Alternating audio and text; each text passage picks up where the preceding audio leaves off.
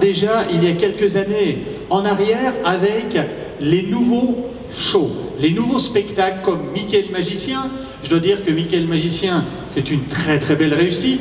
Et puis nous avions, avec Catherine, mis l'accent sur les produits du 25e anniversaire, qui sont encore d'actualité, puisque nous irons et nous fêterons le 25e anniversaire jusqu'au mois de septembre. Et puis nous avions mis en phase également avec Catherine sur les nouvelles saisons.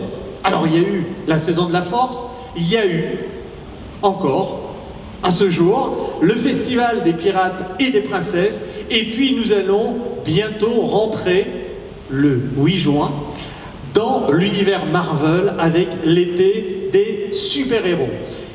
Et l'année prochaine, nous sommes en train de construire un tout nouveau théâtre.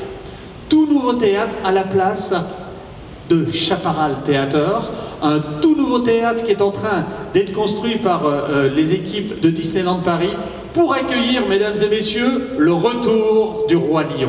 L'année prochaine, ça va être exceptionnel. Et puis j'ai un scoop pour vous, parce que je ne suis pas venu les poches vides. Sachez que nous allons accueillir un produit qui a fait ses preuves et qui est une référence aux États-Unis de l'autre côté de l'Atlantique. Nous allons accueillir à partir du mois d'octobre de cette année Mickey Filard Magique à Discoveryland Theater. Donc voilà pour cette approche premium. Très bien. Du coup, tu parlais du 25e anniversaire, grand succès. Mais pour préparer ce 25e, on s'en souvient tous, des grandes rénovations. Est-ce qu'on doit s'attendre à de futures? Alors oui, il y a eu beaucoup de questions de votre part d'ailleurs pour et concernant les réhabilitations. Alors oui, nous allons continuer ce momentum pour faire en sorte de garder le parc au niveau où il doit être. Alors nous allons réhabiliter Rock'n'Roller Coaster, qui va être transformé dans l'univers Marvel en Iron Man Coaster, avec plein d'effets magiques à l'intérieur de cette attraction. Et bien entendu, nous allons et nous devons. Ce n'est pas que vous allez me dire, oui mais elle est toute nouvelle cette attraction, pourquoi vous allez fermer Ratatouille fin août jusqu'au mois de décembre pour réhabiliter, pourtant elle est toute neuve. Non, nous avons un problème sur le sol de l'attraction, le sol se creuse et comme vous le savez, les véhicules sont connectés par du Wi-Fi et des connexions virtuelles et donc ça nous pose des problèmes dans l'attraction car à chaque fois qu'il passe dans le trou, ça déconnecte avec le véhicule qui se trouve devant et ça nous met des problèmes techniques sur l'attraction. Donc nous sommes obligés de refaire tout le sol de l'attraction. Beaucoup de questions pour le Mark Twain. Est-ce qu'il est toujours là? Oui, il est toujours là. Et nous allons commencer sa réhabilitation en 2019 pour retrouver le Mark Twain en 2020. Et puis, on a eu des questions également sur les tourelles du château. Alors, vous savez que lors des forts vents cet hiver, une tourelle est tombée du château. Donc, nous avons fait en sorte, parce que la safety et la sécurité est notre clé numéro 1 ici à Disneyland Paris, de retirer toutes les tourelles et de faire en sorte de revérifier toutes les structures du château pour nous permettre de remettre les tourelles sur le château. Elles vont revenir avant cet été, donc avant juillet, les tourelles seront de retour. Et puis nous allons faire la réhabilitation de Todd, la tour de la terreur, et nous allons commencer à mettre les échafaudages à partir du 3 mai. Alors, pour vous les fans, n'ayez pas peur. L'échafaudage va être monté avec une bâche blanche. Parce que nous devons monter l'échafaudage dans sa totalité pour pouvoir prendre les codes exacts, pour pouvoir créer une bâche Témé. C'est toujours comme ça que ça se passe parce que sur les ordinateurs, on n'a jamais exactement les bonnes cotes. Donc nous allons commencer par monter l'échafaudage avec une bâche blanche et après une bâche Témé reviendra. Après les réhabilitations, c'est un programme continu. Nous ne pouvons pas nous arrêter de réhabiliter les assets de Disneyland Paris. Et je sais qu'il y en a un qui a fait débat. C'était BTM. Alors, BTM, fermé pendant 1 an, et à la réouverture, nous avons eu énormément de problèmes techniques. Alors, je vais vous expliquer pourquoi. Rapidement, c'est que nous avons développé des nouveaux trains et nous nous sommes aperçus que les nouveaux trains allaient beaucoup plus vite que les anciens trains. Et donc, comme vous le savez, ce serait très simple si nous avions que 2 trains dans la montagne.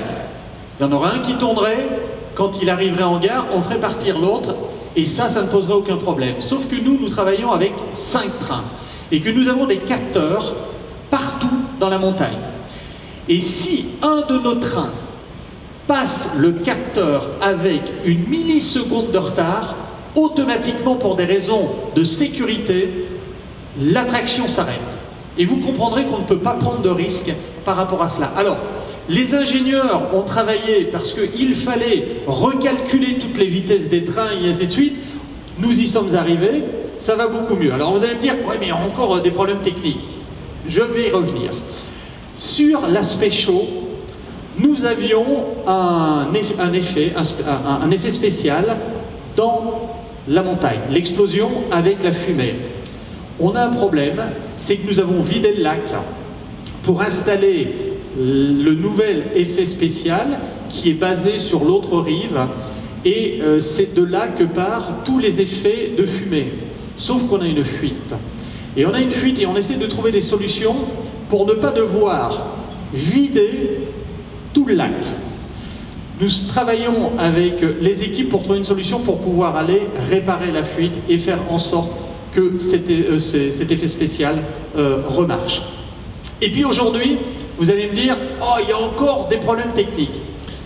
Ça tombe bien, ce matin, j'étais avec mes équipes et chaque mois, on a une réunion sur l'efficacité des attractions. Eh bien, sachez qu'aujourd'hui, la majorité des problèmes que l'on rencontre, des 101, puisque on parle le même langage, eh bien, malheureusement, c'est dû au comportement de nos visiteurs.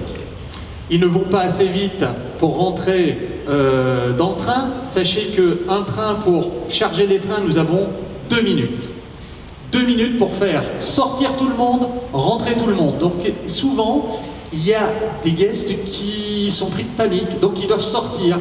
Et dès que vous passez les 2 minutes d'1 seconde, automatiquement, la sécurité se met en ordre de marche et nous ne pouvons plus faire repartir les trains. Donc il faut savoir qu'aujourd'hui, c'est la majorité de nos 101. Et puis, sachez qu'on a créé également une équipe de 8 ingénieurs qui sont dédiés uniquement, tous les jours, aux problèmes techniques de nos attractions. Et puis, sachez également que nous avons transporté cette année plus de 6 millions de guests en plus par rapport à l'année dernière. Parce que souvent, ce qu'on voit, c'est les problèmes techniques. Mais pour vous dire, aujourd'hui, le taux de fonctionnement de nos attractions est à 97%. Ça, ce sont le taux de notre fonctionnement des attractions. Et toutes les attractions qui ont été réhabilitées sont au-delà de 80% de satisfaction pour nos visiteurs. C'est une bonne nouvelle. Voilà. Très bien, merci. Alors Daniel, une autre question qui était posée par certains d'entre vous, c'est est-ce qu'on doit s'attendre à une rénovation et ou une nouvelle thématisation des hôtels au-delà de celle du Disney Hotel New York? Alors oui, l'hôtel New York déjà va être magnifique. Hein. C'est un hôtel qui va être refait de fond en comble. On refait tout. Alors là, vous avez quelques photos que vous avez peut-être déjà vues, mais voici la chambre. Pour l'instant, on appelle ça des mock-up rooms. C'est des chambres d'essai où nous testons le matériel que nos visiteurs vont pouvoir voir et expérimenter lorsqu'ils viendront. Mais sachez qu'il n'y aura pas que les chambres ou les corridors ou le lobby. Tout va être fait à et dans l'univers Marvel. Et puis après celui-ci, nous aurons également le Disneyland Hotel. Alors j'ai présenté, et là par contre je n'aurai pas de scoop pour vous, malheureusement, mais on a présenté les designs à Catherine il y a 2 jours. Elle a été enchantée et croyez-moi que là aussi, ce sera un changement immersif dans un univers que vous découvrirez plus tard. On vous tiendra au courant via Inside Ears, bien sûr, Daniel. Exactement. Et puis, pour recréer de la magie et augmenter la magie encore dans nos hôtels, nous avons fait revenir les personnages qui étaient repartis dans leur univers, dans les parcs, mais tous les matins, il y a des personnages dans nos hôtels. Et puis également, nous avons amélioré les extra Magical Time. Nous avons ouvert les 2 parcs et aujourd'hui, nous avons 11 attractions tous les matins qui sont ouverts pour nos clients d'hôtel. Et puis nous avons accueilli un petit dernier, alors si je peux dire un petit dernier, c'est Village Nature qui fait partie maintenant de la famille de Disneyland Paris. Merci Daniel, on va maintenant passer à table, mais au sens figuré, puisque Daniel, tu vas nous en dire plus sur le futur de la restauration à Disneyland Paris. Alors, une stratégie a déjà été enclenchée sur l'amélioration des produits depuis 3 ans. Alors c'est vrai qu'on s'est attaché à revoir les produits sur les buffets et nous avons également à rattacher les produits que vous allez pouvoir retrouver sur vos menus à travers le lieu. Donc qu'est-ce qu'il nous restait à faire? Il nous restait à revoir les produits des services comptoirs. Donc nous avons un nouveau directeur de la restauration qui est arrivé maintenant il y a à peu près 3 mois, qui s'appelle François Charpie, qui vient de cet univers-là. Il vient de l'univers de la restauration rapide, donc on est en train de refondre toute la stratégie de la restauration rapide ici à Disneyland Paris. Alors, bien entendu, nous allons retrouver des produits liés aux saisons. Alors on vous en montre un petit peu, vous allez voir, voilà ce que vous allez pouvoir déguster pendant la saison Marvel cet été. C'est à la fois des développements qui nous viennent des États-Unis. Voilà, qui nous viennent des États-Unis, mais également de la création de Disneyland Paris. Donc vous pourrez trouver ces produits incessamment sous peu et puis bien entendu nous allons développer des produits qui suivent les saisons.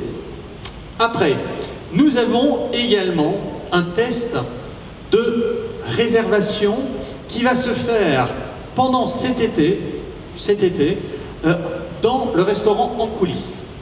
Restaurant en coulisses, vous allez avoir la possibilité de réserver un créneau horaire pour pouvoir venir chercher votre menu dans le restaurant en coulisses. Donc nous allons faire des tests, ça fait partie de l'approche digitale, mais nous allons faire un test live cet été.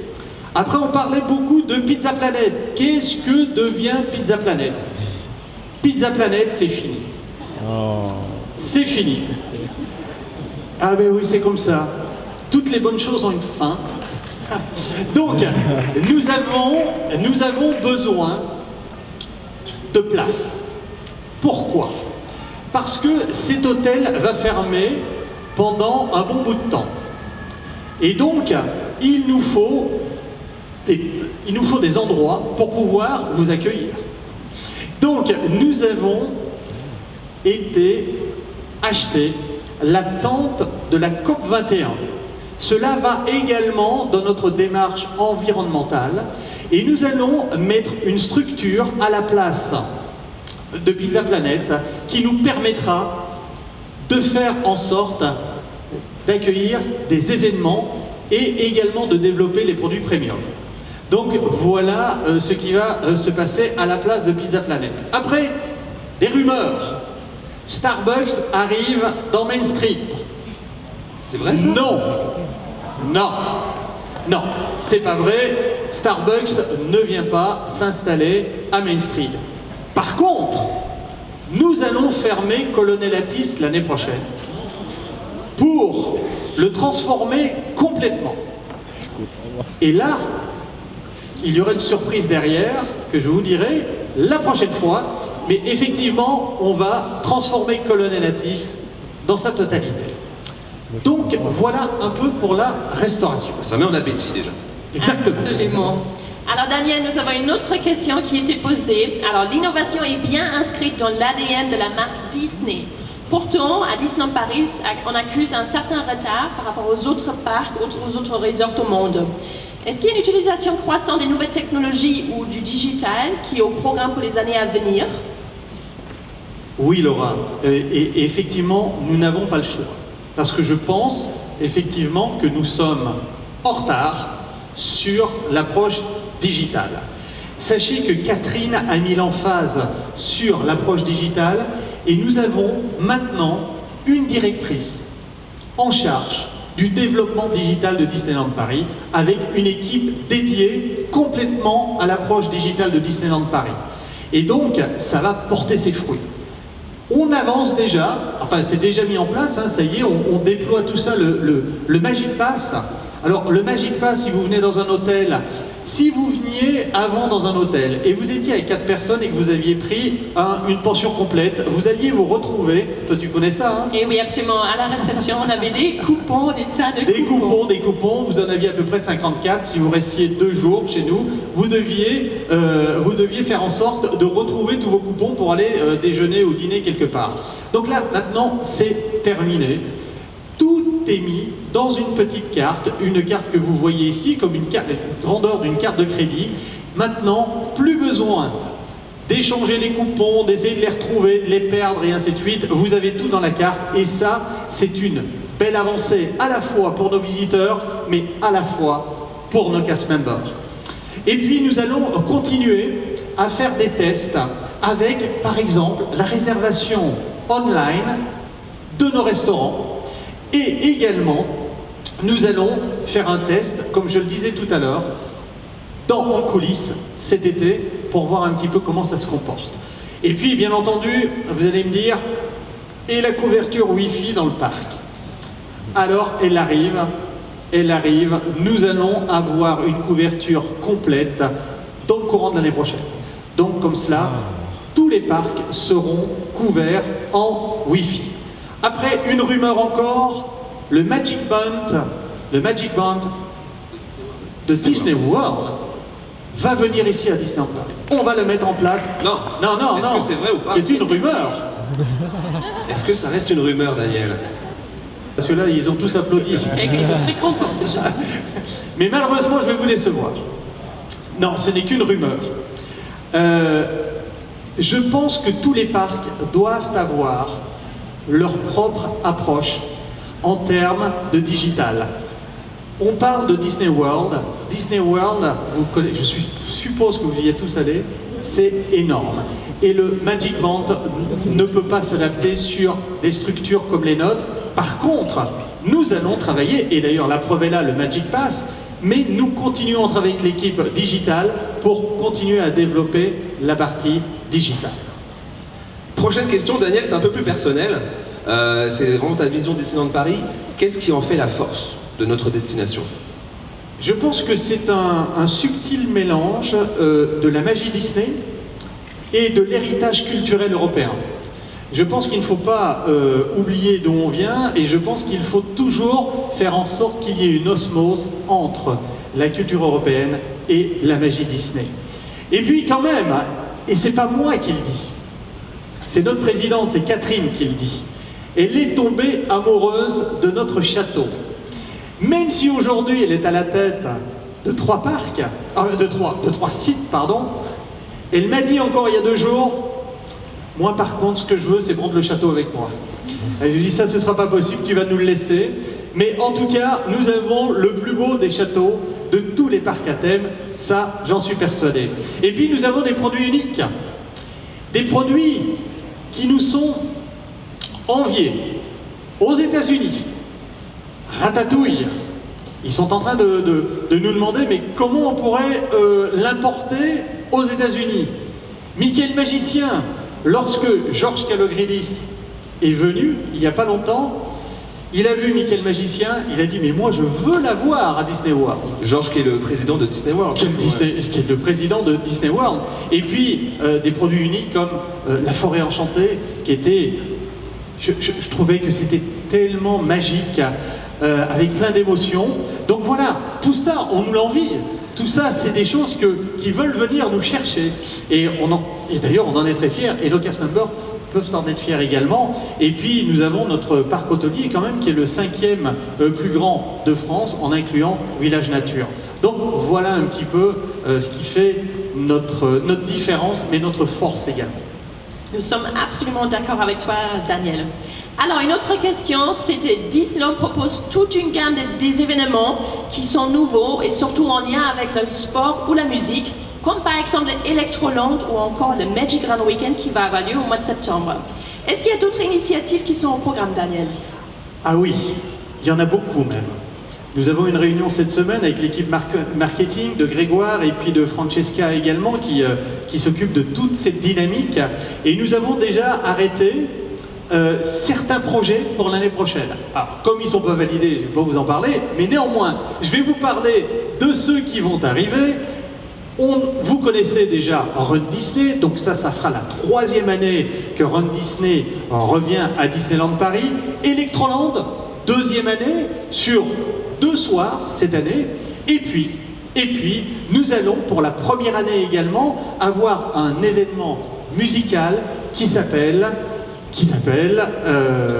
Jazz Love Disney. Voilà, j'ai un trou. Jazz Love Disney, et au mois de septembre. Et le retour pour la 2e saison de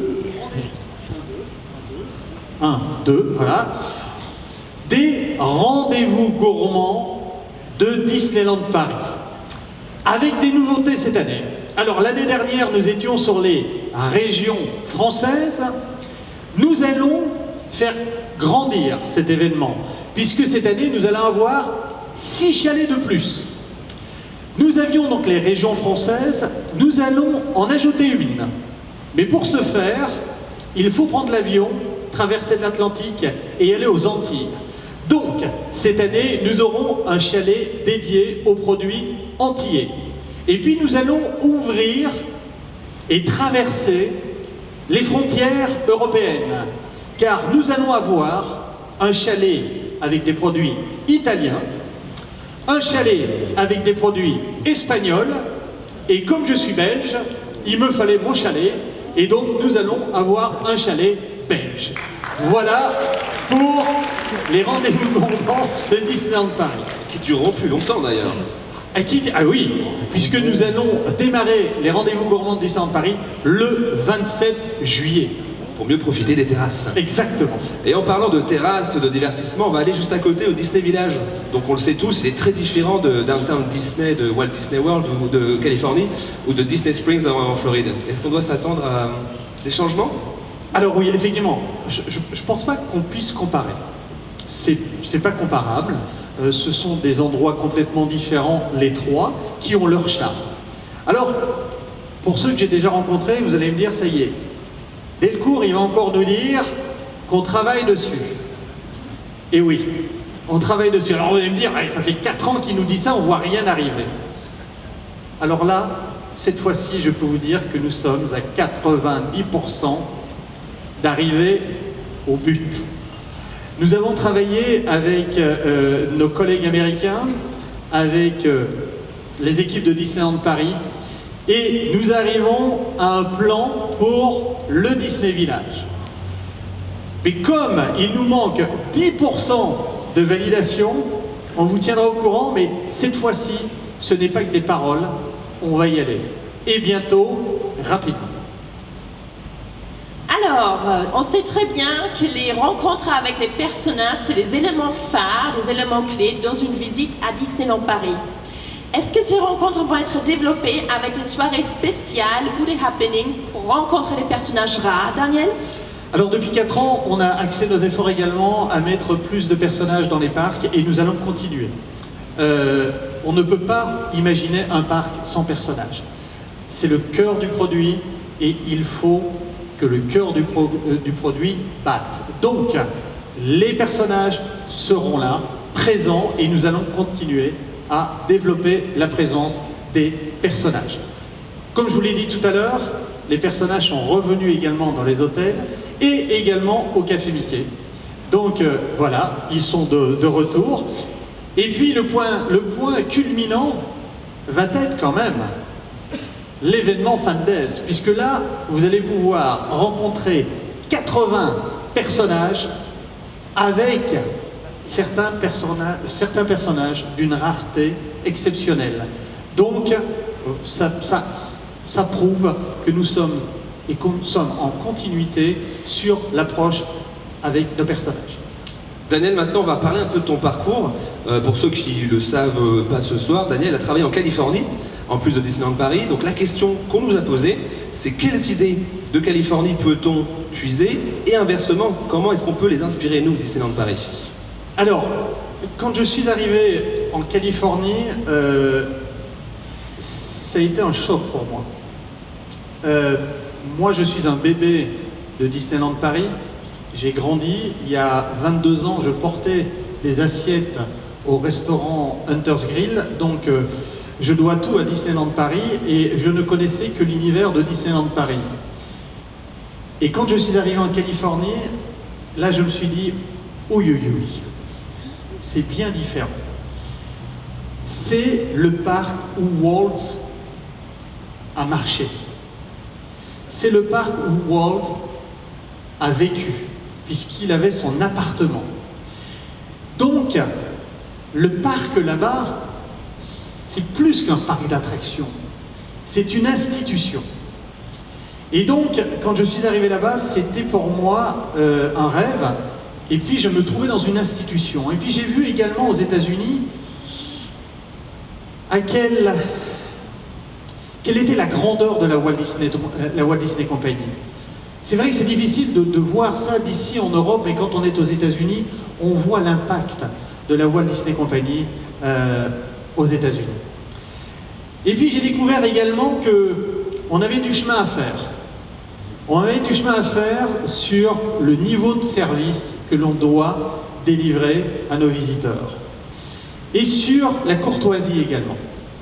Donc quand je suis rentré ici, la première des choses que j'ai fait, j'ai réuni mon équipe, je lui ai dit, écoutez, je pense qu'on a une marge de manœuvre pour améliorer le service que l'on donne à nos visiteurs, pour améliorer la courtoisie de nos cast members vis-à-vis de nos visiteurs, et nous avons créé un programme qui s'appelle Join the Disney Attitude pour engager tous les cast members de Disneyland Paris dans cette approche. Donc voilà ce que j'ai ramené des États-Unis. Et puis quand même, comme je le disais tout à l'heure, nous avons été précurseurs ici à Disneyland Paris, même si nous étions tout petits, eh bien nous avons été précurseurs. Le Stunt Show a été créé ici et a été transporté à Walt Disney World.